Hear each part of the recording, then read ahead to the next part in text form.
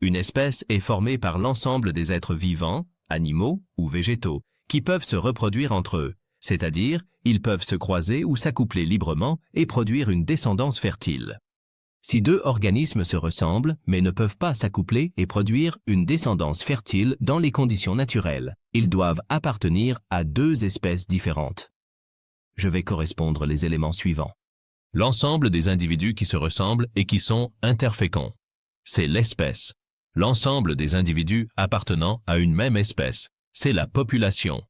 L'interfécondité est la capacité de deux organismes vivants de se reproduire entre eux et d'engendrer une descendance qui sera elle-même fertile. Au sein d'une même espèce peuvent exister des différences significatives. Exemple, des différences de couleur, de forme, de taille et d'aspect. Ces êtres vivants, malgré leurs différences, peuvent se reproduire entre eux. Ils font partie de la même espèce. On peut regrouper dans la même espèce les êtres vivants qui se ressemblent davantage et qui ont un ensemble de caractères communs et distinctifs. Donc, on peut créer des groupes à l'intérieur de l'espèce. Chaque groupe est appelé race ou lignée. Le terme race est réservé aux animaux. Pour les végétaux, on utilise le terme variété ou lignée.